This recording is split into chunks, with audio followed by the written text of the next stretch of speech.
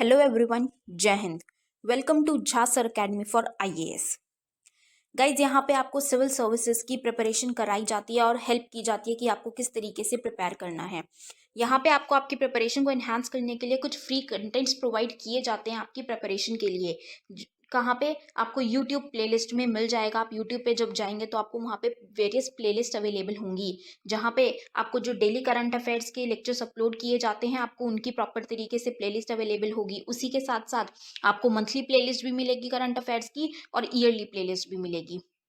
और साथ ही जो करंट अफेयर्स डेली बेसिस पे आप लोगों को प्रोवाइड किए जाते हैं उन्हीं की फ्री ऑफ कॉस्ट आपको पीडीएफ्स भी दी जाती है हमारे टेलीग्राम चैनल पे। सो गाइज, अगर आपने टेलीग्राम चैनल ज्वाइन नहीं किया है तो तुरंत डिस्क्रिप्शन बॉक्स में जाइए, वहां पे आपको लिंक प्रोवाइडेड होगा जहां से आप हमारे चैनल को ज्वाइन कर सकते हैं और वहां से आप हमारी सारी पीडीएफ्स का एक्सेस ले सकते हैं। और उसी के साथ साथ गाइज, आप लोगों के लिए एक बहुत ही अच्छा इनिशिएटिव स्टार्ट किया गया है मेंस के प्रीवियस ईयर क्वेश्चन एनालिसिस का। आपको आपके लिए डेली बेसिस पर एनालिसिस किया जाता है और उसकी आप लोगों को प्लेलिस्ट प्रोवाइडेड है हमारे यूट्यूब चैनल पे ही। अलग अलग पेपर में प्रोवाइडेड है आप लोगों के कन्वीनियंस के लिए, GS1, GS2, GS3 and GS4 की। उसी के साथ साथ आप लोगों के लिए जीएस के अलग अलग सब्जेक्ट्स की भी प्लेलिस्ट अवेलेबल है। इकोनॉमिक्स है जैसे सीसैट की आप लोगों के पास प्लेलिस्ट होगी और हिस्ट्री की भी प्लेलिस्ट आपको मिल जाएगी जो कि बिल्कुल फ्री होगी, वो आपको यूट्यूब पे ही अवेलेबल होगी।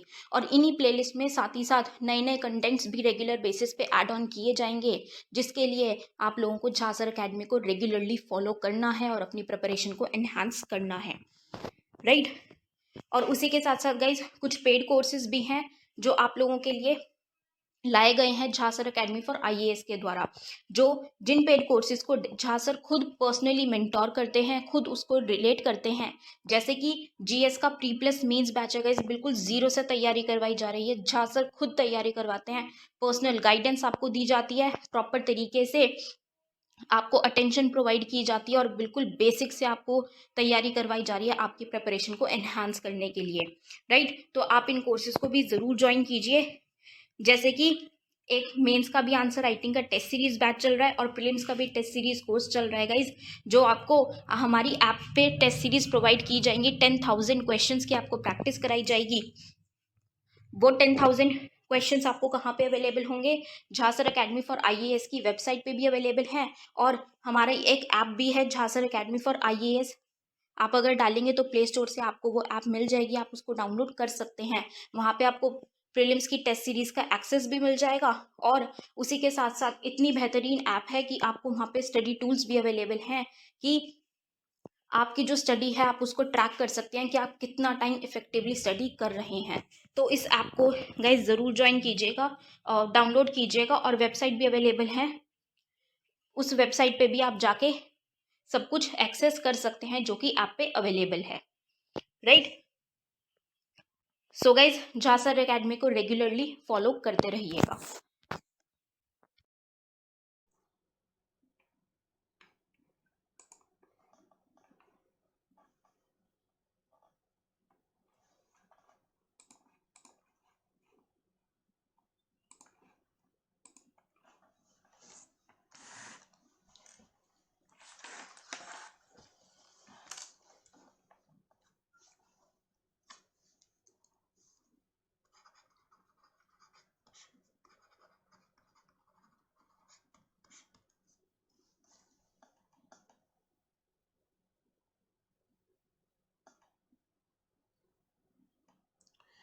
Good morning guys, am I audible to all?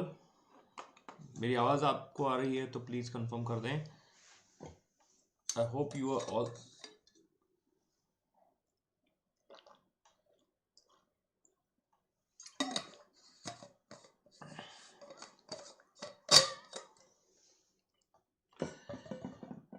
Good morning, नमस्कार, अभिनंदन, आदार आदार, राधे राधे। ओके, चलिए शुरू करते हैं हम आज की कहानी। Good morning Ansari ji, good morning. चलिए ठीक है। कल हमने देख लिया था। पीछे ऐसा क्यों आ रहा है?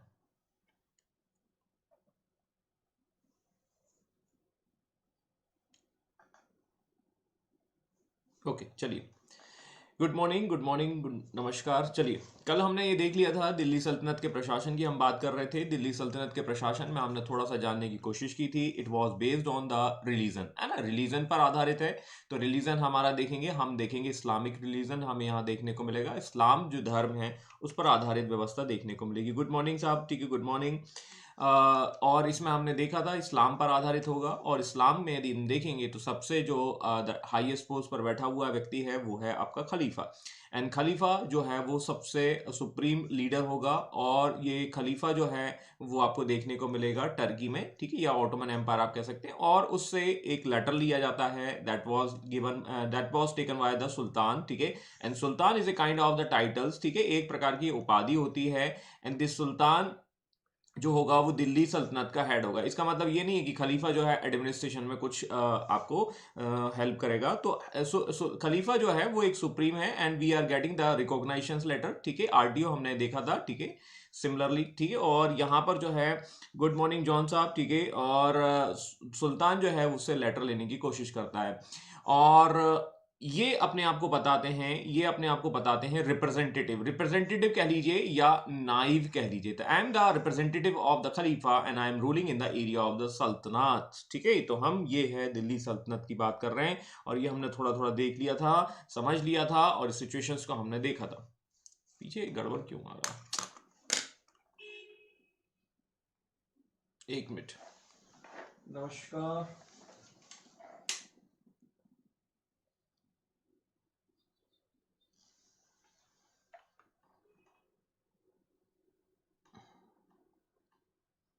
एक मिनट।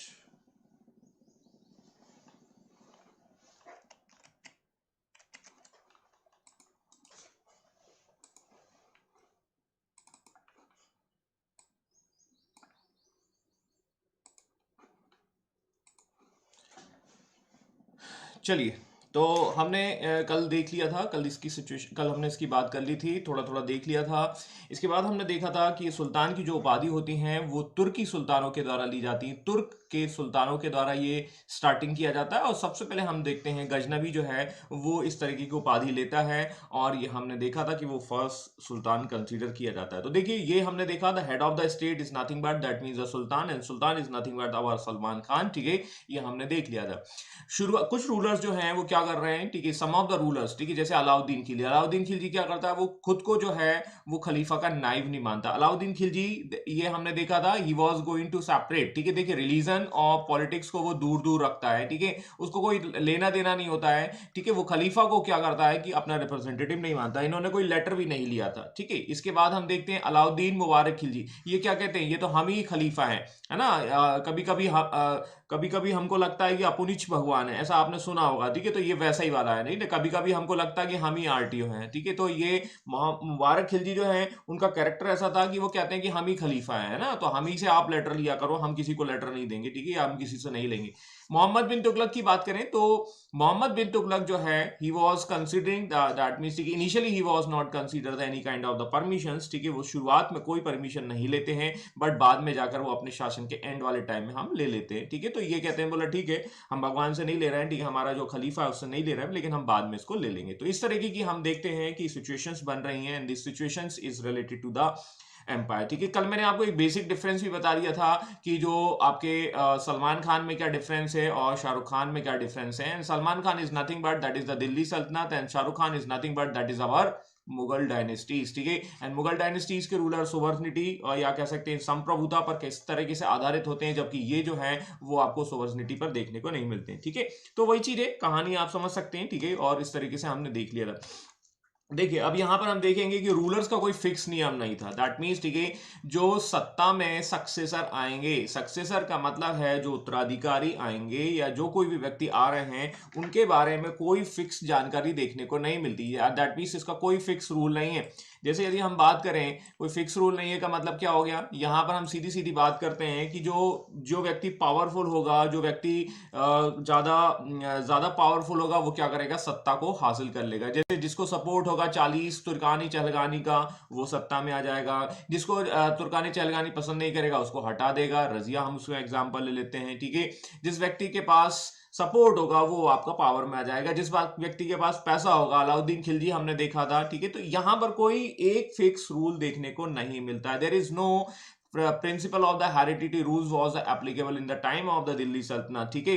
दूसरा हम देखेंगे कि जो बड़ा बेटा होता है, ज्येष्ठ पुत्र होता है, ठीक है, जो आपका एल्डर सन होता है, वो ही सत्ता में आए, ऐसा कुछ देखने को भी नहीं मिलता है, ठीक है। हाँ, लेकिन दिल्ली सल्तनत के जितने भी सन होते हैं वो बराबर से जो है वो सत्ता के हकदार होते हैं, ठीक है। लेकिन जो व्यक्ति ज्यादा पावरफुल होगा वो सत्ता को जीत लेगा, ठीक है। कहीं कहीं हमने ये भी देखा है कि कोई रूलर जो है वो सत्ता को हासिल करने में भी इंटरेस्टेड नहीं रहता। बलबन के बेटों को एग्जाम्पल के तौर पर हम देख सकते हैं। बलबन के बाद उनके बेटे ना आकर उनके ग्रांड चाइल्ड जो है वो आपकी सत्ता में आते हैं, ठीक है। और कहीं कहीं हमें ये देखने को मिलेगा the rulers are not giving the जो डायनेस्टीज हैं वो, मतलब जो पूरा सत्ता है वो सन को ना देकर वो अपनी डॉटर को दे देता है। एग्जाम्पल है रजिया, रजिया को सत्ता मिलती है। तो ये थोड़ा सा एक हमें यहाँ पर देखने को मिलेगा, कोई फिक्स आपको रूल देखने को ही मिलेगा।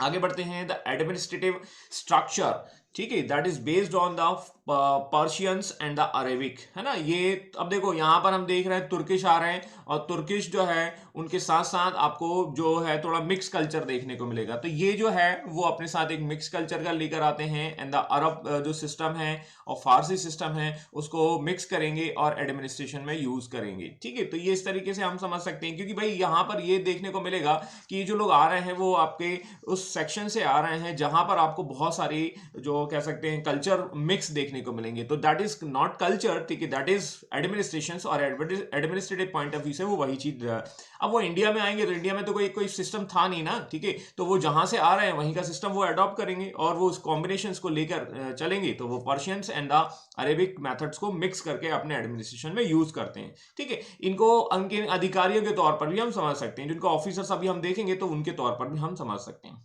इसके अलावा हम देखेंगे दैट इज द जो मिलिट्री ऑर्गेनाइजेशन है ना। मिलिट्री ऑर्गेनाइजेशंस का मतलब ये है कि जो आपकी जो मिलिट्री है वो किस आधार पर होगी, and that should be based on the Turkish and the Mongolite system, ठीक है। तुर्किश और मंगोल सिस्टम पर आधारित होगी, ठीक है। तो इसको ऐसे कैसे समझे, इसको ऐसे समझने की कोशिश करते हैं। तो ये भी वही चीज है। अब आप देखिए, आप यहां पर लड़ रहे थे ना, आप जो है इंडिया के बाहर लड़ रहे थे और लड़ते लड़ते इंडिया में आ गए, तो एक तो ये हो जाएगा। दूसरा हम देखेंगे कि जो मंगोलाइट्स आ रहे हैं, और जो मंगोलाइट्स आ रहे हैं तो उनसे भी तो ये कुछ अडॉप्ट करने की कोशिश करेंगे, और इस तरीके से हम देखेंगे। दूसरा एक और हमने देखा था, या we have remember the new Muslims, do you remember new Muslims during the time of the Jalaluddin Khilji. Jalaluddin Khilji के समय हमने देखा था कई मुस्लिम्स जो हैं, कई सॉरी मंगोल्स जो हैं वो यही इंडिया में सेटल डाउन हो जाते हैं, और उन्हें हमने कहा था नवीन मुसलमान। और ऑलराइट, समझ में आए।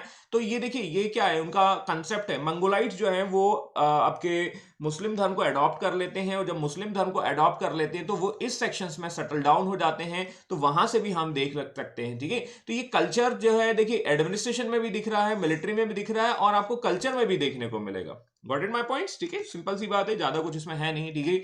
इसके अलावा हम देखते हैं, देखिए सुल्तान सबसे ऊपर होता है ना। Sultan is that means the head of the state, सबसे ऊपर होता है। लेकिन उसको एक सलाह, इसको एडवाइजर का काम करता है, उसकी एक काउंसिल है ना। दैट मींस जैसे आज की डेट में आप कैबिनेट को देख लीजिए, तो वैसे ही क्या होता है कि यहां पर एक होती है मजलिस ए आम, वी कैन से दैट कि एक कैबिनेट की मीटिंग होती है, ऐसा हम समझ सकते हैं। And this meetings is describe the all the important issues, है ना, जो मैटर्स होते हैं।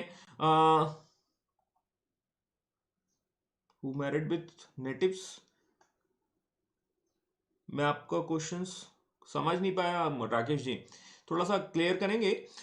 तो मजलिस ए आम जो है वो हम देखेंगे कि यहां पर देखेंगे सुल्तान जो है वो डिसीजन लेता है, एक बैठक में लेता है, एक मीटिंग में लेता है। And this meeting is that means कि हम ऐसे कह सकते हैं कि इसमें डिसाइड किया जाता है। तो ये थोड़ा सा ऐसा समझ लेते हैं, कैबिनेट की मीटिंग को हम ऐसा कह सकते हैं। थोड़ा सा इस तरीके से समझने की कोशिश करेंगे। That means sultan is the head of the state, sultan जो है वो हेड ऑफ द स्टेट रहेगा, और उसको सलाह देने के लिए अलग अलग डिपार्टमेंट होंगे, है ना। डिपार्टमेंट जो होंगे और डिपार्टमेंट के हेड होंगे। तो ना ये वैसे ही है जैसे आज की डेट में हमारा कैबिनेट होता है, और कैबिनेट में आपको देखने को मिलेगा। थोड़ा थोड़ा देख लेते हैं। देखिए वजीर, वजीर is a very important post. वजीर जो है सबसे इंपॉर्टेंट पोस्ट होती है, और ये जो है वो प्राइम मिनिस्टर की तरह काम करता है, और प्राइम मिनिस्टर के साथ साथ ये फाइनेंस डिपार्टमेंट को भी देखता है। ठीक है। फाइनेंस डिपार्टमेंट मतलब वित्त मंत्रालय हो जाएगा, और प्राइम मिनिस्टर का काम भी करता है। और ये अब देखो हमारे यहाँ वर्तमान में क्या है, हमारे यहाँ वर्तमान में जो है वो prime minister is very powerful, है ना, ये बहुत ज्यादा पावरफुल है, जबकि ये जो है वो हमारे यहाँ नाम मात्र का। आज की डेट में इन्हें हम आप रामनाथ कोविंद साहब कह सकते हैं, ठीक है। रामनाथ जो हमारे हैं वो प्रेसिडेंट ऑफ द इंडिया है, ठीक है। Article 54 I think so, new Muslims who married with the Indians natives and the settle. देखिए, न्यू मुस्लिम्स, नवीन मुसलमान, ये हमने पीछे देखा था, मैंने आपको उस समय भी बोला था, कंफ्यूज ना होना, ठीक है। नवीन मुसलमान जो हैं दैट इज द मंगोलाइट्स, ठीक है। और मंगोल जो हैं वो क्या कर रहे हैं, आगे चलकर जो है मुस्लिम रिलीजन्स को एक्सेप्ट कर लेते हैं, दिस दे आर द नवीन मुस्लिम्स, ठीक है। और जो इंडिया में हैं वो उनको कहा जाएगा इंडियन मुस्लिम कहा जाएगा। तो न्यू मुस्लिम्स का मतलब और आपके नवीन मुसलमान, सॉरी, तो यहां पर दो टर्मिनोलॉजीज हैं, एक तो नवीन मुस्लिम्स, नवीन मुस्लिम्स का मतलब है न्यू मुस्लिम्स, है ना, और एक है इंडियन मुस्लिम्स। तो इंडियन मुस्लिम मतलब जो इंडिया से कन्वर्ट होंगे, है ना, वो वाला होगा, ठीक है। तो ये थोड़ा सा डिफरेंस अब शायद क्लियर हुआ होगा, आई थिंक राकेश जी, समझ में आया कि नहीं आया?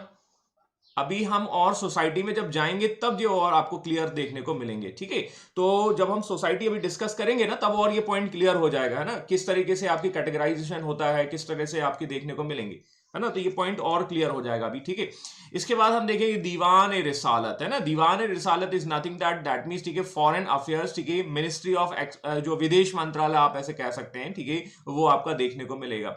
देखो यहां पर क्या है, वजीर जो है वो ज्यादा पावरफुल नहीं है, यहां पावरफुल कौन है, सुल्तान। लेकिन अभी करंट में इंडिया में क्या है, प्रेसिडेंट ऑफ इंडिया जो है वो नाम मात्र का शासक होता है। पॉलिटी आप सभी लोगों ने पढ़ी है, हम देखते हैं कि वो हमारी गाड़ी का पांचवा पहिया की तरह काम करता है। और पांचवा पहिया कब काम करता है, जब आपका चार पहिए में से कोई एक आध गड़बड़ हो जाता है। तो सीधी सीधी बात है, हमारा मेन पावर जो है वो किसके हाथ में है, हमारे प्राइम मिनिस्टर के हाथ में है, ठीक है, ठीक है। तो ये वैसे ही देखने को मिलेगा। सिमिलरली मराठास में भी आपको देखने को मिलेंगे। देखिए मराठा में भी सेम पावर आपको देखने, मराठा इनिशियली जो है वो छत्रपति हुआ करते हैं। Chhatrapati is nothing but that means Sultan, Sultan is nothing but that is means president of India. लेकिन आगे चलकर पावर जो है वो शिफ्ट हो जाएगी छत्रपति से किस में, पेशवा में। देखो कंसेप्ट सेम है, बट आपको थोड़ा सा डिफरेंस क्रिएट करके उसको समझना है, और कुछ नहीं है। सिमिलरली देखो, यदि आप उसको इस तरीके से कंपैरिजन वे में नहीं पढ़ेंगे तो क्या होगा, कंफ्यूजन बन जाते हैं। मेरी बात समझ में आ रही होगी आप सभी लोगों को, ठीक है। इसके बाद देखिए सद्र और सुदूर, सद्र और सुदूर is nothing but that means the minister of the Islamic. अब देखिए मैंने आपको यह बताया था कि दिल्ली सल्तनत जो है वो चलती है किस पर, इस्लाम पर आधारित, एक रिलीजन पे चलती है, और रिलीजन का नाम है इस्लाम। तो रिलीजन का कोई एडवाइजर तो होगा कि नहीं होगा, रिलीजन का कोई ना कोई एक्सपर्ट तो होगा, जो व्यक्ति बताएगा कि भाई कुरान में ये व्यक्ति के लिए ये सजा है, ऐसी चीज बताएगा। तो रिलीजन से संबंधित एक एक्सपर्ट की बात होगी, and this expert is called the Sadr Sudur. अभी हमारा सद्र सुदूर कौन है, अभी वर्तमान में हमारा सद्र सुदूर कौन है आज की डेट में। जैसे आज की डेट में हम देखेंगे प्राइम मिनिस्टर या वजीर कौन है, हमारे वजीर आजम जो है वो है नरेंद्र मोदी, ठीक है। हमारे जो फॉरेन मिनिस्टर हैं वो हैं आपके, आई थिंक वो क्या नाम है यार, वो जो उनका नाम ही मिस कर रहा हूं, ठीक है। तो वो आपके जो सुषमा स्वराज इस पोस्ट पर हुआ करती थी, ठीक है, मैं उसकी बात कर रहा हूं। आज की डेट में सद्र सुदूर हमारे कौन है, क्या कोई बताएगा सद्र सुदूर हुईज, हाँ जयशंकर, या यू आर राइट, ठीक है, that is Jaishankar is our the foreign minister, ठीक है। And how about the minister of Islamic, मतलब हमारे सद्र सुदूर कौन है, कोई बताएगा? सद्र सुदूर हमारे कौन है, मैं उन पर पूछ रहा हूं। जयशंकर जी आ गए, ठीक है, बिल्कुल। हु इज अवर द,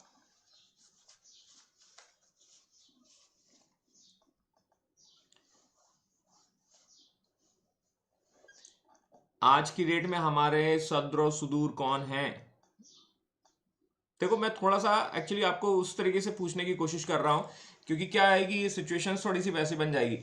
आज की डेट में हमारा स्टेट क्या है, हमारा स्टेट जो है वो है धर्मनिरपेक्ष, दैट मीन्स सेकुलर कंट्री है। और जब सेकुलर कंट्री की बात हो जाएगी तो क्या क्या रिलीजन का एक्सपर्ट होगा, क्या नहीं है, ठीक है। तो हम यहां पर कोई रिलीजन का एक्सपर्ट वाला मिनिस्टर होगा ही नहीं। तो we will not find out any kind of the Sadr and Sudur in the current scenario, ठीक है। आज की डेट में हमारे कोई भी सद्र सुदूर नहीं होंगे, बाबा रामदेव ना कह देना भाई, ठीक है। समझ में आया कि नहीं है? वो तो बस चिल्लाते रहते हैं, ठीक है, वो तो ऐसे ही हैं, ठीक है। तो यहां पर हमें समझने, ठीक है, तो ये हमें यहाँ थोड़ा समझना होगा, ठीक है। इसके अलावा हम देखेंगे दीवान इंशा, ठीक है, दैट मीन्स, ठीक है, एक्सटर्नल अफेयरेंस, ठीक है। दीवान अर्ज, दिस इज वेरी इंपॉर्टेंट, ठीक है। दीवान अर्ज, दीवान अर्ज is means the department of the military, मतलब जो आपका सेना या सेनापति जो होता है उसको कहा जाएगा दीवान अर्ज। यूपी में है योगी जी, योगी जी तो हमारे वेन डीजल हैं, ठीक है, हमारा देसी वर्जन है वेन डीजल का, ठीक है।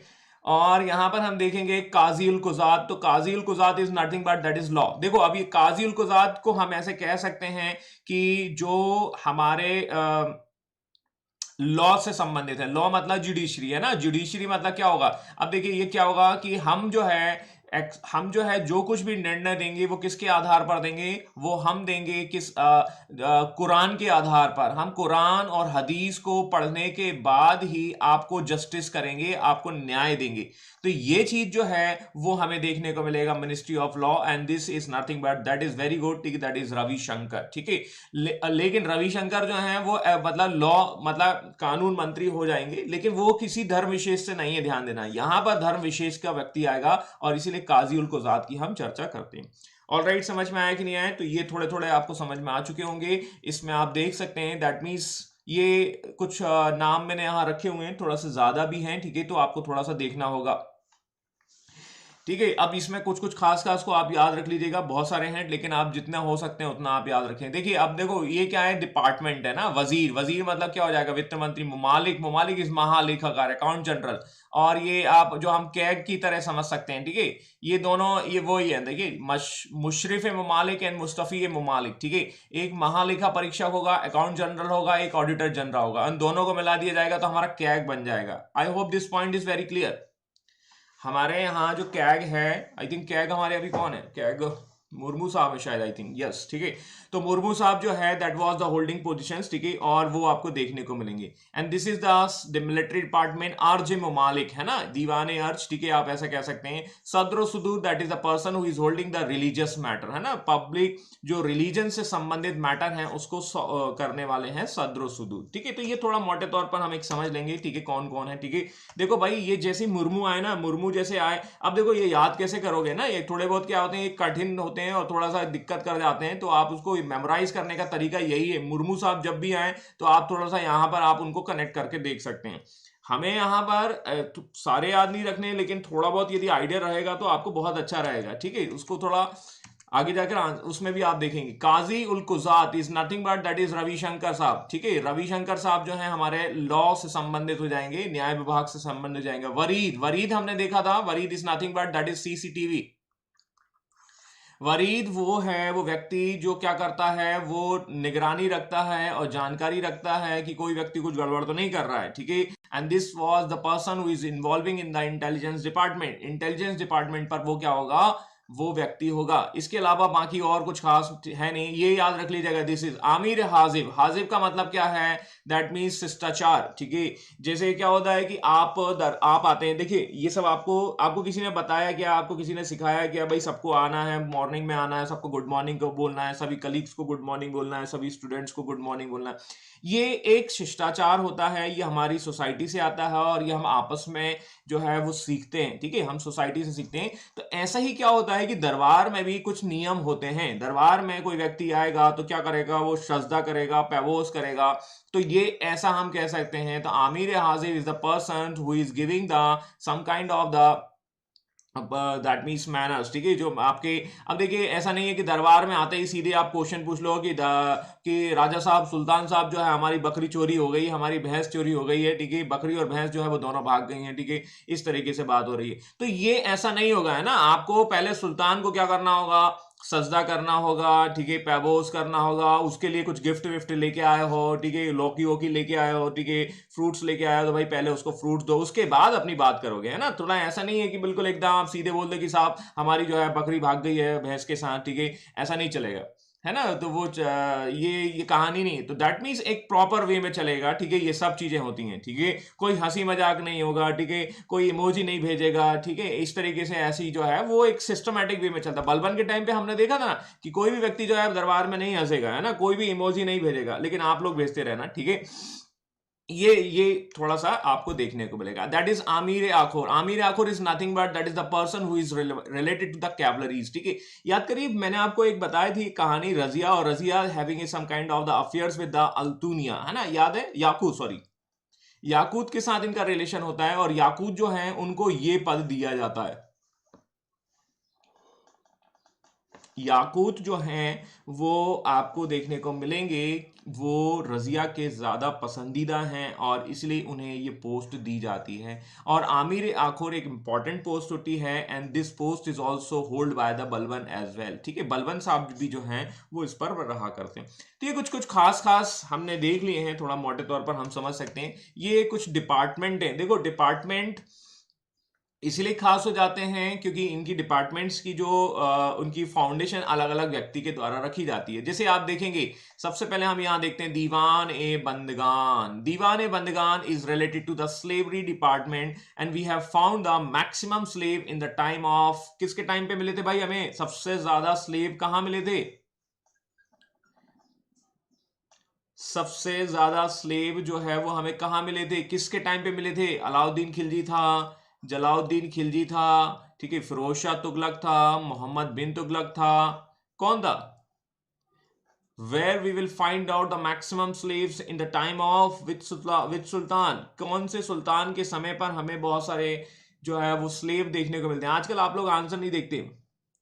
वेरी गुड, ठीक है, फिरोज शाह तुगलक। ठीक है, तो ही वॉज द पर्सन, ठीक है, फिरोज शाह तुगलक जो है, फिरोज शाह तुगलक जो है वो क्या करता था, वॉर करता था, यदि मान के चले कैंपेन करता था, और उसमें जो लोग जो पकड़े जाते थे युद्ध के बाद उनको क्या करता था, स्लेव बना लेता था, और उनको ट्रेनिंग भी देता था, और ट्रेनिंग देने के बाद क्या करता था, उन्हें इंडस्ट्रीज में लगा देता था, उन्हें क्या कर देता था, काम में लगा देता था। जो लोग सुंदर जो आपके स्लेव हुआ करते थे उनको ट्रेनिंग व्रेनिंग भी देता था और अपने काम वगैरह के लिए भी रख लेता था। तो slave department that was hold by the, that was created by the Firoz Shah Tughlaq. ठीक है, इसके अलावा हम देखेंगे दीवान वजारत। वजारत तो आपको समझ में आ जा रहा है, वजारत से आ रहा है वजीर, और वजीर क्या हो जाएगा, फाइनेंस डिपार्टमेंट, ठीक है, या वित्त मंत्रालय हो जाएगा। दीवान ए अर्ज, याद करिए सबसे पहले बलवन ने इसका बनवाया था, और बलवन जो है वो क्या कर रहा है, ये मिलिट्री डिपार्टमेंट हो जाएगा। तो ये हम ऐसे कह सकते हैं, you can say the head of the state जो है आपके head of the military department is going to consider Diwan i Arz. अभी कौन है हमारे military head? I think Bipin Rawat के बाद तो आपके चले गए थे। वो एक नाम आ रहा है, अच्छा मराठी नाम आ रहा है, वो नाम मुझे याद नहीं आ रहा, सॉरी, उनका उनको हम यहाँ कंसीडर कर सकते हैं। ठीक है, आई होप यदि किसी को याद आ रहा हो तो आप कमेंट बॉक्स में कर सकते हैं। दीवान ए रिसालत, ठीक है, अभी अभी हमने देखा था, that is the person who is revolving in the religious matters. ठीक है, मुस्तक राज, मुस्तक राज मतलब रेवेन्यू डिपार्टमेंट हो जाएगा। मुस्तक राज मतलब ये थोड़ा नया है, ठीक है, इसको थोड़ा सा देख लीजिएगा। ठीक है, अब देखो इसको हम ऐसे समझ लेते हैं, दीवान ए खैरात। खैरात मतलब आपको समझ में आ गया होगा, सीधी सीधी बात, मनोज नरवणे। यस यस, ठीक है, बिल्कुल सही कहा आपने। ठीक है, Diwan e Khairat is the person, that means the department is related to the charity, and this is also stabilised by the Firoz Shah Tughlaq. Firoz Shah Tughlaq के समय पर हमें बहुत सारे हमें देखने को मिलेंगे। मुकुंद नरवणे, बिल्कुल सही कहा आपने, ठीक है राजवीर जी। फिरोज शाह तुगलक जो हैं वो आपको देखने को मिलेंगे कि बहुत सारे डिपार्टमेंट बनाए जाते हैं। डिपार्टमेंट क्यों बनाए जाते हैं? मोहम्मद बिन तुगलक ने बहुत सारा रायता फैलाया था, और इस रायते को हमें साफ करना है, तो फिरोज शाह तुगलक खैरात वाला एक डिपार्टमेंट बनाता है। ठीक है, और सिचुएशंस को कंट्रोल करने की कोशिश करता है, और सिचुएशन को कंट्रोल करने की कोशिश करेगा तो ये क्या करेगा, दास सॉरी चैरिटी वाला एक डिपार्टमेंट खोलेगा, और इसे कहा जाएगा दान पुण्य का विभाग। ठीक है, इसके अलावा दीवान इंशा, दीवान इश्तिहाक, ठीक है, Ishtihaq is also that is the stabilized by the Firoz Shah Tughlaq, ये भी इनके द्वारा बनाया जाएगा। और ये हैं आपके पेंशन डिपार्टमेंट। ठीक है, पेंशन नाम आप ऐसे समझ लीजिए, देखिए उन लोगों को दिया जाएगा, देखो इसको ऐसे समझ सकते हैं, जैसे हमने देखा था जो विडो हुई थी, ठीक है, और जो विडो महिलाएं हुई थी, एक कैंपेन चलाई गई थी मोहम्मद बिन तुगलक के टाइम पे, और मोहम्मद बिन तुगलक के टाइम पे जो महिलाएं विधवा हो गई थी, विडो हो गई थी, हम उनको पेंशन देने का काम कर रहे हैं ताकि उन्हें कोई टेंशन ना हो। ठीक है, इस तरीके से हम समझ सकते हैं कि इनके द्वारा बनाया गया। तो ये थोड़े से याद रख लीजिएगा, काफी खास हो जाते हैं। दीवान इश्तियाक, दीवान बंदगान, खैरात, ठीक है, दीवान अर्ज, ठीक है, और दीवान मुस्तखराज, ये जो है आपको रेवेन्यू डिपार्टमेंट। अब ये वाला जो है that is was started by the Alauddin Khilji. And Alauddin Khilji is famous for the market control system, and he was very famous for the market control system, and market control system is nothing but that is the revenue से related हो जाएगा. तो हमें revenue को collect करने के लिए एक डिपार्टमेंट बनाना होगा कि नहीं बनाना होगा भाई, सीधी सी बात है. ठीक है, तो जैसे आप देखेंगे, अब देखिए ये डिपार्टमेंट्स नीड के आधार पर बनाए जा रहे हैं. जैसे जैसे हमारे पास बहुत सारे स्लेव हो गए तो हमने देख लिया. अब आज की डेट में आपको कोई स्लेवरी डिपार्टमेंट देखने को मिलेगा, है ना? आज आपको कोई भी स्लेव डिपार्टमेंट देखने को नहीं मिलेगा, है ना? वो आप ऐसा समझ सकते हैं. अब एक चीज और समझनी होगी कि देखो, रिक्वायरमेंट के आधार पर जो है वो आपके डिपार्टमेंट बनते हैं. इसको हम ऐसे समझ सकते हैं, जैसे एमपी में क्या है कि एक अभी कुछ दिनों पहले एक गो कैबिनेट बनाई गई, है ना? इसको हम ऐसे कह सकते हैं, गो कैबिनेट बनाई गई. और एक दूसरा, एक और हम इसमें एग्जांपल ले लेते हैं. एक और बनाया था एक, जिसमें जिसमें ह्यूमन के वेलफेयर के लिए काम किया जाएगा. मतलब एक क्या होता है कि लोगों को टेंशन होने लगी हैं, उनकी डिप्रेशन होने लगी. तो आई थिंक, सॉरी, ये ब्रिटेन में बना था. ठीक है, ब्रिटेन में क्या है, आज का जीवन बहुत ही ज्यादा डिप्रेशंस और बहुत ज्यादा प्रेशर्स, ठीक है, बहुत ज्यादा काम, ठीक है, इन तनाव से संबंधित हो गया. ठीक है, तो टेंशन जब होती है तो इतनी सारी चीजों को कंट्रोल करने के लिए यहां पर ब्रिटेन में एक डिपार्टमेंट की स्थापना की गई थी, स्टेबलाइज किया गया था. तो रिक्वायरमेंट जैसी हो रही है उसके अकॉर्डिंग आप डिपार्टमेंट बना रहे हैं, और डिपार्टमेंट जब आप बनाते हैं तो यहां पर हमें देखने को मिलेगा, जैसे ब्रिटेन में एक टेंशन से रिलेटेड, टेंशन को कम करने के लिए एक डिपार्टमेंट बनाया गया था, रिलीज करने के लिए. एमपी में एक ऐसा डिपार्टमेंट आपको बनाया गया था, ठीक है, उसका नाम मुझे याद नहीं आ रहा, ठीक है, लेकिन और आजकल गाय पर राजनीति चलती है तो गाय वाला कैबिनेट भी देखने को मिल जाएगा. ठीक है, तो वही चीज है, जैसी डिमांड हो रही है वैसा आपका क्या है, डिपार्टमेंट बन रहा है. मैं बस इतना ही आपको समझाना चाहता हूं. Alright, this point is very much clear. ठीक है, and this is the department that is the Aamir कोही. अब देखो ये किसने बनाया था, ये आपको देखने को मिलेगा मोहम्मद बिन तुगलक के समय पर. मोहम्मद बिन तुगलक के समय पर हमने एक चीज देखी थी कि हमारे यहाँ ड्रॉट आए थे, हमारे यहाँ फेमाइन आ गए थे, हमारे यहाँ अकाल पड़ गए थे. और अकाल जब पड़े थे तो हमारे जो फार्मर्स हैं, हमारे जो पीसेंट्स हैं, वो क्या हो गए थे, उनके पास ऋण या कह सकते हैं लोन लेने के लिए कोई पैसा नहीं था. और लोन लेने के लिए उन्होंने क्या किया, उन्होंने एक इंट्रोडक्शन दिया था, तकाबी ऋण. ठीक है, तकाबी लोन ये की दिए थे. और तकाबी लोन देने के लिए we need a kind of the new department, and this department is nothing but that is Diwan i Amir Kohi. तो हम सब आपका जो है, बिल्कुल आप सही बोल रहे हैं. ठीक है, राकेश चौधरी जी, आप बिल्कुल ऐसा कह रहे हैं. ठीक है, बिल्कुल सही बोल रहे हैं आप. ठीक है, कि जो अब देखिए मेंटली सिचुएशंस जो है वो लॉकडाउन के दौरान लोगों की गड़बड़ हुई, और जब गड़बड़ हुई है तो उससे रिलेटेड जो है ट्रीटमेंट्स दिए जाने लगेंगे. तो बिल्कुल आप उसको थोड़ा सा वैसा समझ सकते हैं. इन्होंने बहुत अच्छा उदाहरण दिया. तो डिपार्टमेंट्स बनाए जा रहे हैं, क्यों? डिपार्टमेंट्स रिक्वायरमेंट के आधार पर बनाए जा रहे हैं, है ना? ठीक है, तो अब हो सकता है कि कुछ इस वैसा होगा, तो वहां पर कृषि विभाग जो है उसकी स्थापना की जा रही है. And this agriculture department is related to the Diwan Amir को ही ऐसा कहा जाएगा.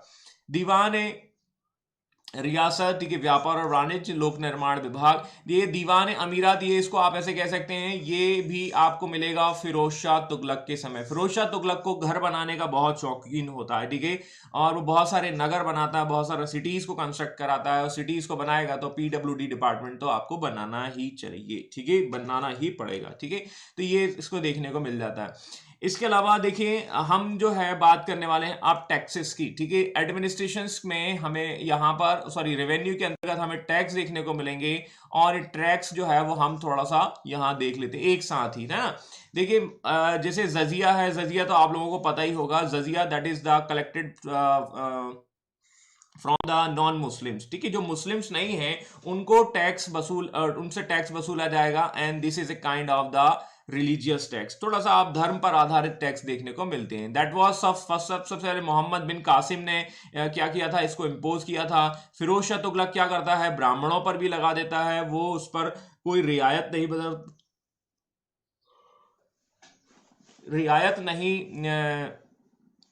देता. और इस तरीके से हमने देखा था, क्योंकि वो एक कट्टर मुस्लिम का प्रमाण देने की कोशिश कर रहा है. ठीक है, तो जजिया हमें समझ में आ चुका है. जजिया के बाद हमें देखने को मिलेंगे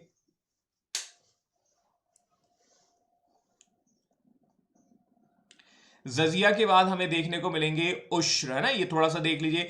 उश्र is a kind of the tax, ठीक है, दैट मींस, ठीक है, जो लैंड रेवेन्यू है, लेकिन ये लैंड रेवेन्यू किससे होगा, ये केवल मुस्लिम कम्युनिटी के लोगों से लिया जाने वाला है, ठीक है। तो ये मुस्लिम कम्युनिटी से लिया जाने वाला एक प्रकार का टैक्स है और ये आपका लैंड रेवेन्यू भू राजस्व से संबंधित होगा।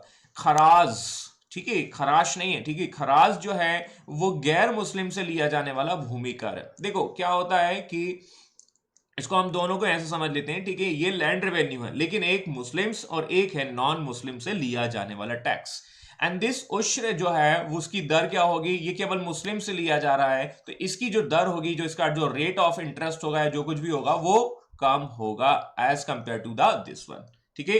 तो उश्र और खराज ये याद रखिएगा, बट खराज जो है वो गैर मुस्लिम से लिया जाने वाला कर होगा, लेकिन इसकी जो दर होगी, इसका जो रेट जो होगा, that should be the high as compare to the previous, ठीक है। इसके बाद हम देखेंगे खोम्स। हमने बहुत लूट मार की है, ठीक है, हमने बहुत सारे जगह को लूटा है, और खोम्स मतलब क्या है, आपका हिस्सा, आपका हिस्सा कितना होगा, और वही चीज जो है वो हमें देखने को मिलेगा। इसकी दरों में परिवर्तन 1/5 सॉरी 1/4, ठीक है, देखने को मिलता है, ठीक है, 20% के आसपास, 20 और 80, ठीक है। तो ये इसकी दरों में परिवर्तन कौन करता है, अलाउद्दीन खिलजी करता है, ये हमें पीछे हमने देख लिया है, ठीक है।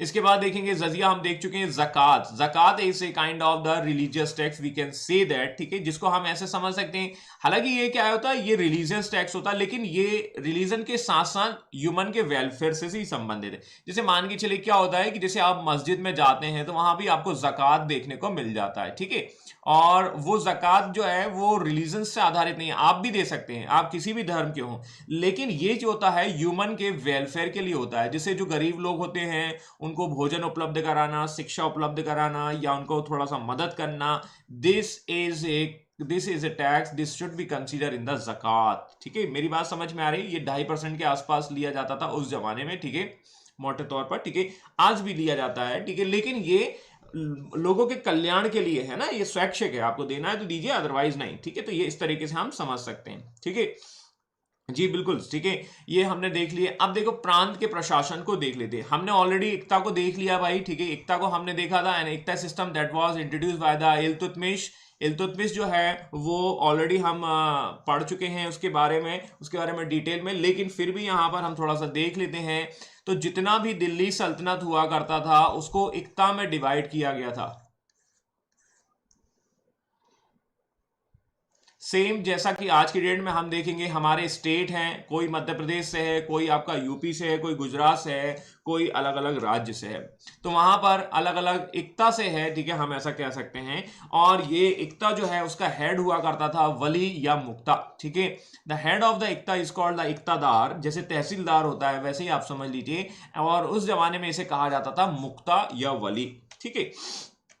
इसके बाद होते थे शिख, इसके बाद ये होते थे शिख, और शिख का हेड होता था शिकदार, ठीक है, या शिकदार जो है वो क्या करता था, जिले की तरह कहा करता था, ऐसा आप कह सकते हैं, और शिख का जो हेड होता था शिकदार कहा जाता। इसके बाद आएंगे परगना। परगना जो है उसका हेड होता था आमिल, और परगना जो है वो एक तरह से होता था गांव का समूह। इसके नीचे कौन सी यूनिट होगी, दैट मीन्स विलेज होंगे या गांव होंगे, इस तरीके से हम समझ सकते हैं। और गांव के हेड को मुकद्दम या चौधरी कहते हैं, ठीक है, आज की डेट में कहते हैं ना चौधरी, चौधरी ना बन, ठीक है, वो हरियाणा में चलता है ना, ठीक है, ताऊ तू चौधरी बहुत बन रहा है, ठीक है, तो गांव का मुखिया मत बन तू, ऐसा कहा जाता है ना, ये इस तरीके से हम समझ सकते हैं, ठीक है। तो वैसे आज की डेट में सब लोग चौधरी हैं, ठीक है ना, हर कोई व्यक्ति जो है मुफ्त में सलाह देने के लिए तैयार है, ठीक है, ऐसा ऐसा हम समझ सकते हैं। बाकी और जो बाकी घटनाओं से इसका कोई लेना देना नहीं है, ठीक है, ऐसा थोड़ा हम समझ सकते हैं।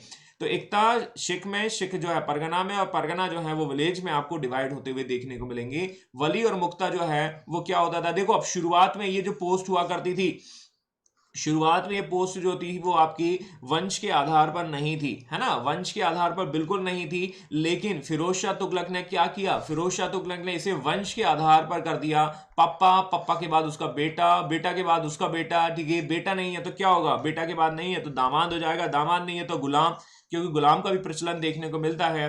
तो इस तरीके से ये पोस्ट जो है वंश के आधार पर जब हो जाएगी तो क्या होगा, ये पोस्ट जो है वो एक खास पोस्ट होती है, और इस पोस्ट में यदि नाकारा आ जाएंगे, यदि इस पोस्ट पर आपके अयोग्य व्यक्ति आ जाएंगे, इनकैपेबल रूलर्स आ जाएंगे, तो इन सच कंडीशंस हम ये देखने को मिलता है कि ये क्या है, डाउन की ओर चला जाता है। मतलब ये एम्पायर जो है वो डाउन हो जाएगा। ये हमने बखूबी सीख चुके हैं फिरोज शाह तुगलक के समय पर। सॉरी,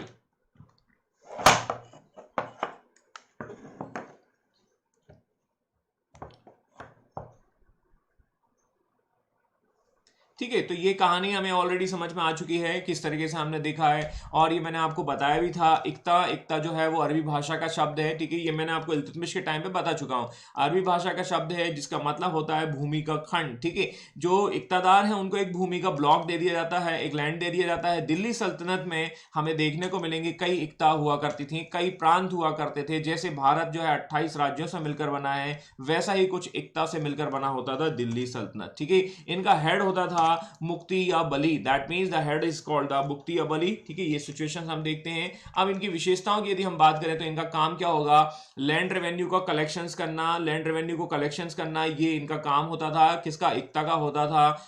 सारे के सारे खर्चे जो हैं वो ये हैंडल करते थे, और हैंडल करने के बाद क्या करते थे, जो कुछ बचता था उसे सेंट्रल में दे देते थे। जैसे देखिए, मतलब यहां पर क्या है, इन्होंने एक्सपेंडिचर किया है ना, यहां पर उन्होंने क्या टैक्स कलेक्ट किया। देखो ऐसा समझिए, टैक्स कलेक्ट करा, टैक्स कलेक्ट किया, और टैक्स का कुछ भाग जो है वो अपने एक्सपेंडिचर के लिए रख लिया, ठीक है, जो आपके एक्सपेंसेस हैं, और इसका कुछ एक भाग जो है वो आपको दिल्ली सल्तनत में भी देना पड़ता था, ठीक है।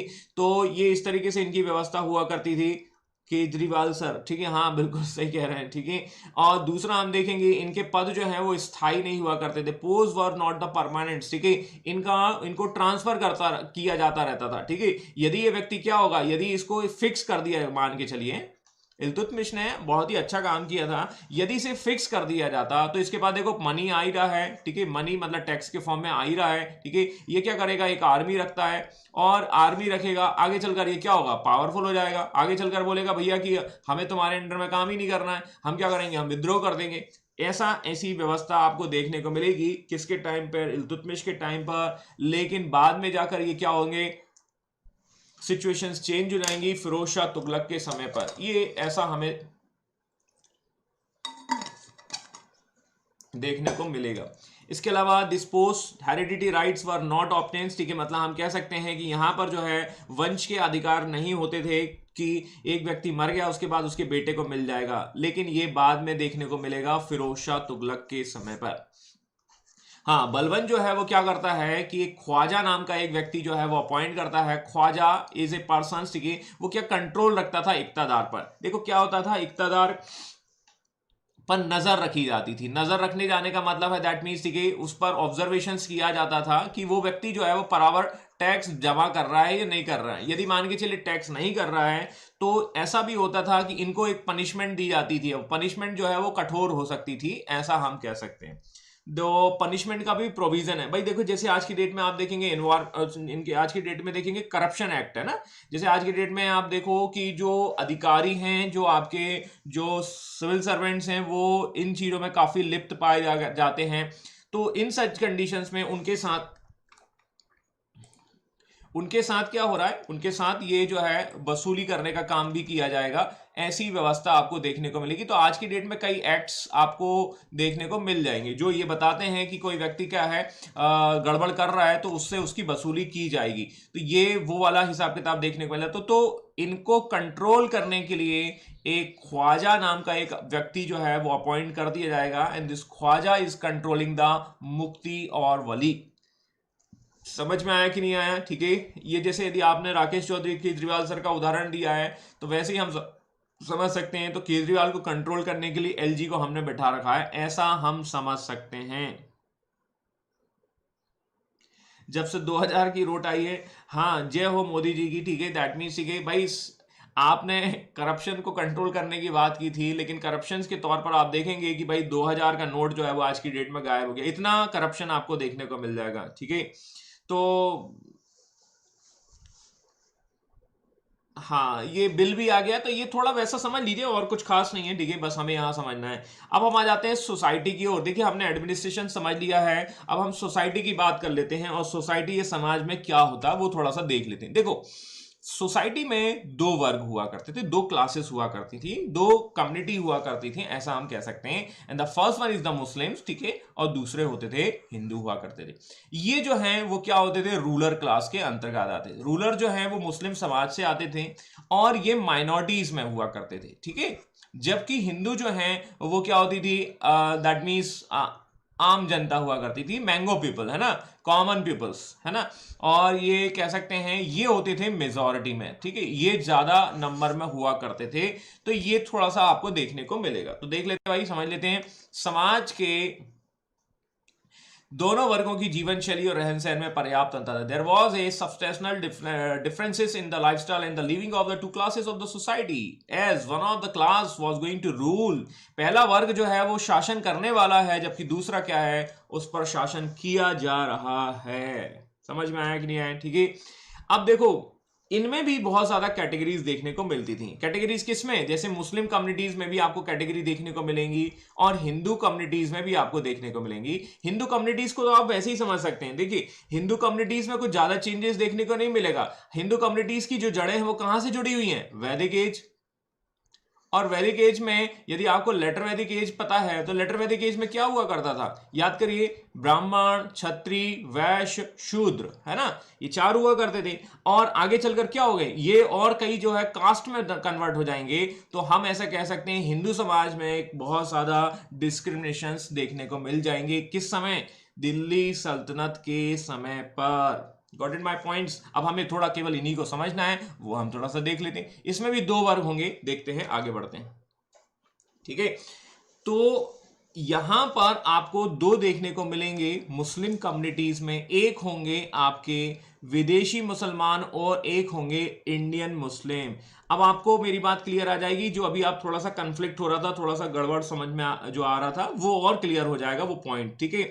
नवीन मुसलमान अलग हैं, इंडियन मुस्लिम्स अलग हैं, और विदेशी मुसलमान क्या हैं वो हम थोड़ा सा देख लेते हैं। तो देखिए, सबसे पहले हम देखते हैं फॉरेन मुस्लिम्स, ठीक है, विदेशी मुसलमान। देखो, इसमें क्या होंगे, विदेशी मुसलमान का मतलब है, विदेशी का मतलब ही समझ में आया, फॉरेन, ठीक है। फॉरेनर का मतलब है वो लोग जो मूल रूप से तुर्की, तुर्किश, अफगानी एंड द अरब से संबंधित होंगे, और दे गॉट द प्रिविलेज। ये प्रिविलेज वाली क्लास होगी, ये समाज में उच्च वर्ग होगा, और मेन जो है इनको हाई पोस्ट जो है वो इन्हीं को मिलते थे। Then they got the high position in the Saltanat, and the Saltanat was also elected from the class, ठीक है। सीधी सी बात है कि यही क्लास जो हुआ करती थी वो रूलर क्लास के अंतर्गत आती थी, और रूलर क्लास के साथ साथ पोस्ट जो है वो इन्हीं को मिलती थी। लेकिन हमने जब देखा था, अलाउद्दीन खिलजी आया, और अलाउद्दीन खिलजी ने क्या किया था, अलाउद्दीन खिलजी ने जो आपकी योग्यता है, जो आपकी क्वालिफिकेशन है, उसको प्रिविलेज दिया, और आपको पोस्ट भी दी थी। लेकिन शुरुआत में कुछ ऐसा ही था कि केवल जो है वो इन्हीं को दिया जाता था, केवल स्पेशल जो प्रोविजन दिए जाते थे वो विदेशी मुसलमानों को दिए जाते थे, हाई पोस्ट केवल उन्हीं को दी जाती थी। मेरी बात समझ में आई नहीं आई, ठीक है।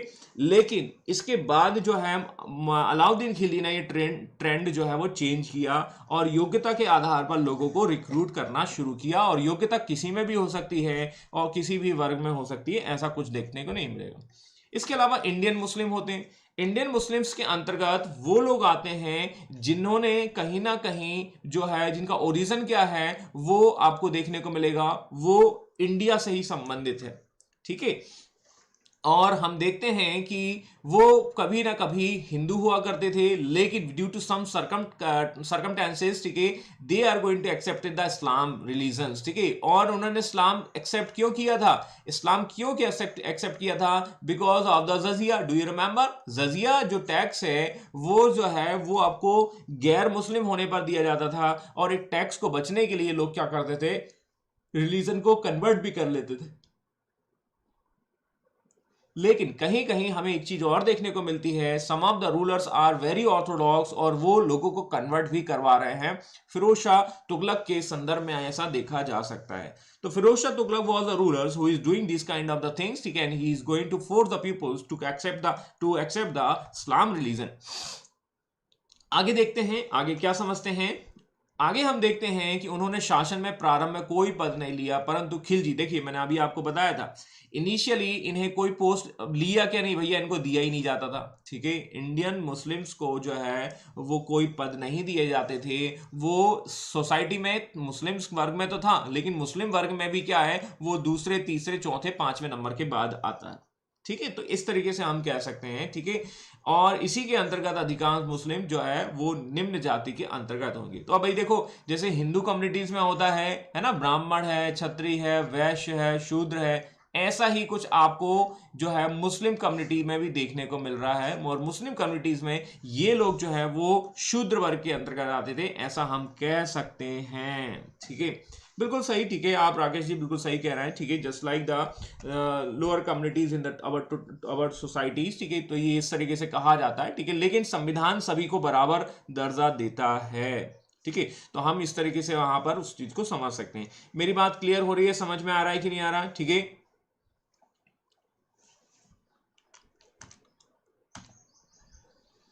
अब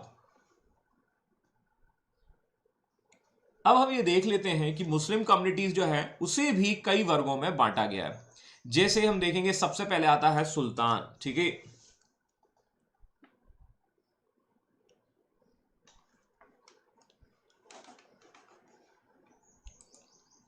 मुस्लिम वर्ग को भी कई वर्गों में बांटा गया है, और जैसे ब्राह्मण, क्षत्रिय, वैश्य, शूद्र होते हैं, वैसा ही जो है वो आपको देखने को मिलेगा यहां पर। ठीक है, कैसे समझेंगे, थोड़ा सा इसको देख लेते हैं। सबसे पहला आता है ब्राह्मण, है ना, ब्राह्मण मतलब यहां पर सुल्तान। ठीक है, सुल्तान जो है दैट मीन्स जो है highest officials of the state, सबसे बड़ा हेड होगा। ये अभी अभी हमने सीख लिया है। ठीक है, इसके अलावा हम देखेंगे the whole power that of the states where the that is in the sultan. ठीक है, वो कहीं ना कहीं जो है पूरी की पूरी पावर जो है वो सुल्तान में हुआ करेंगी। ठीक है, इसके बाद आता है दूसरा वर्ग, अमीर वर्ग, है ना। अमीर वर्ग we can say that Turkan Chahalgani कह लीजिए, है ना, या अंबानी या अडानी कह लीजिए। कल मैं आपको एक न्यूज पढ़ रहा था, उसमें देखने को मिलेगा सबसे ज्यादा जो संपत्ति बड़ी है वो अडानी, और अडानी के बाद अंबानी की बड़ी है। तो अडानी और अंबानी जो है वो एक अमीर वर्ग के अंतर्गत आते हैं, और इनका बहुत महत्वपूर्ण योगदान होता है सुल्तान के बाद। हालांकि ये जो है सुल्तान को बनाने और बिगाड़ने में भी क्या करते हैं, अपना योगदान देते हैं। तो आप देख लीजिए भाई कि नरेंद्र मोदी जो है सत्ता में हैं और नहीं है, तो उसके पीछे कौन है और क्यों नहीं है। ठीक है, तो ये कहानी आप वहां से भी जोड़कर समझ सकते हैं। तो Adani and Ambani are the most important persons, ठीक है, and they are belonging to the Amir वर्ग, wealthy class of the society during the time of the Delhi सल्तनत। सीधी सी बात है, दिल्ली सल्तनत के ये अमीर वर्ग हो जाएंगे जो आज अडानी और अंबानी कहे जाते हैं। ठीक है, अब देखिए इसके बाद आता है उलेमा। Ulema that is the person, ठीक है, that is related to the religious matters. ठीक है, रिलीजन से संबंधित है, रिलीजन की टीचिंग्स देता है। ठीक है, और रिलीजन आधारित हमारा समाज है, हमारी सोसाइटी, हमारा स्टेट ही रिलीजन पर आधारित है। सॉरी, रिलीजन पर ही आधारित है, तो रिलीजन्स पर आधारित होगा तो रिलीजन का एक खास व्यक्ति तो होगा। ये हमारे पंडित जी कह लीजिए भैया, ठीक है, जो चुटिया वाले हैं ऐसे कह सकते हैं, जो घंटी बजाते रहते हैं वो वाले हैं ना, ऐसा हम समझ सकते हैं। तो उलेमा ये हो जाएंगे, और ये घंटी बजाते हुए पहुंच जाएंगे, भैया क्या चल रहा है। ठीक है, बोला कि ये हमें मान के चलिए यहाँ पर गड्ढा खोदना है। ठीक है, और गड्ढा खोदना है तो क्या करेंगे, ये बताएंगे कि यहाँ पर गड्ढा खोदिए तो जल्दी पानी निकल जाएगा। ऐसे ही पंडित जी होते हैं, पहले नारियल फोड़िए, ठीक है, प्रसाद चढ़ाइए, दक्षिणा दीजिए, तब जाके हम काम करेंगे। तो ये उलेमा टाइप जो है वो इस तरीके से हम कह सकते हैं। हालांकि जो है इनका शिक्षण कार्य से भी काम होता था, तो हमारे पंडित जी भी है वो शिक्षण कार्य से लगे रहते हैं, वैसा ही आपको देखने को मिलेगा। और इसके बाद आएगी हमारी जो है झाड़ू वाला जनता, that means the mango people, general publics. ठीक है, जो जनरल के बोगी में सफर करती है वो वाली जनता। ठीक है, तो ये कैटेगरीज हैं, वैसे आप समझ लीजिए 1 2 3 4। I hope this point is very very clear. ठीक है, ठीक है। अब देखो हिंदू समाज में क्या होता था, तो देखिए हिंदू समाज की बात करें तो हिंदू समाज जो है वो समाज का बहुसंख्यक वर्ग है, मतलब वो मेजॉरिटी में है, लेकिन मेजॉरिटी में होते हुए भी वो उसकी स्थिति कैसी है वो थोड़ा सा समझ लेते हैं। The majority of the society belonging to the Hindus who had already been divided into the various classes due to the caste systems. मैंने आपको ऑलरेडी बताया हमारे पास वर्ण सिस्टम है, हमारे पास बहुत सारे डिवीजन है ना, हमारे पास वर्ण सिस्टम है, ठीक है, तुम्हारे पास क्या है, ठीक है, वर्ण सिस्टम है, ठीक है, वर्ण सिस्टम के बाद हमारे पास कास्ट सिस्टम है, तुम्हारे पास क्या है, ठीक है, कुछ ऐसी व्यवस्था देखने को मिलती है। कास्ट सिस्टम जो है वही चीज है, जो लोग तेल का व्यापार कर रहे हैं वो तेली बन जाएंगे, तेली कम्युनिटी के कहे जाएंगे, ठीक है, जूते वाले जो है वो आपके चर्मकार कहे जाएंगे, कॉबलर कहे जाएंगे, ऐसा हम समझ सकते हैं, ठीक है। इसके अलावा समाज में बहुत सारी बुराइयां भी हैं। समाज में बहुत सारी कौन सी बुराइयां हैं? समाज में हम देखेंगे अनटचबिलिटी आ चुकी है। क्या ये अनटचबिलिटीज कब आई थी भाई, बताएगा कोई? Untouchabilities when we will observe first times Indian history में ये अस्पृश्यता कब देखने को मिलेगी?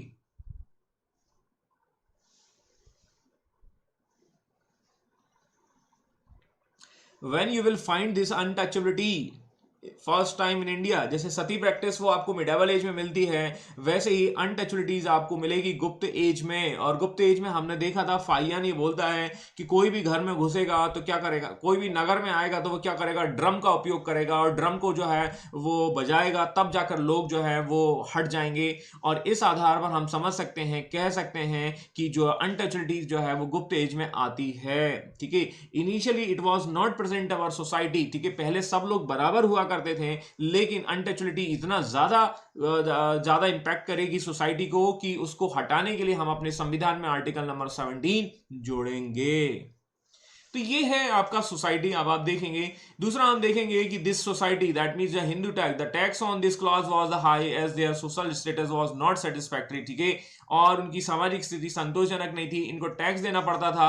अभी हमने देखा था उश्र और जो आपके जो टैक्स दिए करते थे, जैसे हम देखेंगे आपका जजिया है। अब जजिया किसको देना पड़ेगा भाई? ये वाले जो समाज को देना पड़ता था, और वो सारी की सारी चीजें आपको देखने को मिलेंगी, ठीक है।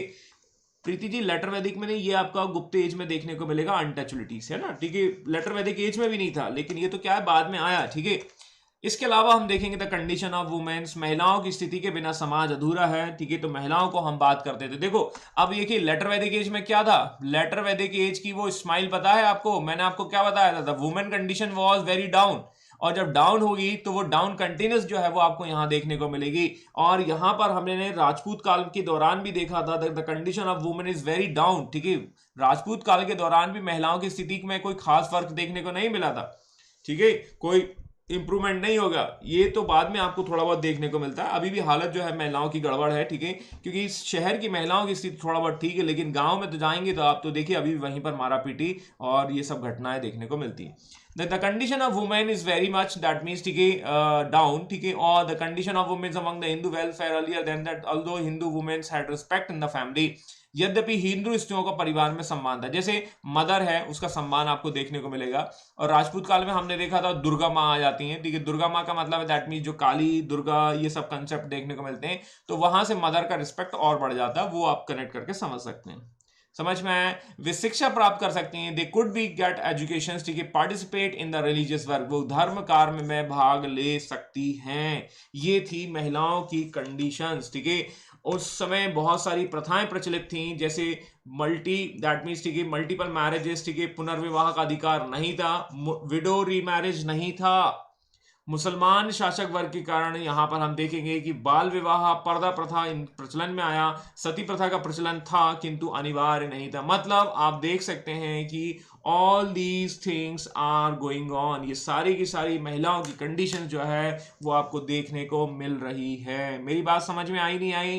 क्लियर है? तो द कंडीशन ऑफ वुमेन्स हम यहाँ डिस्कस कर चुके हैं। इसके बाद की कहानी को हम थोड़ा कल कंटिन्यू करेंगे। जो समाज जो सोसाइटी थोड़ा बहुत बचा है उसको कंटिन्यू कर लेंगे।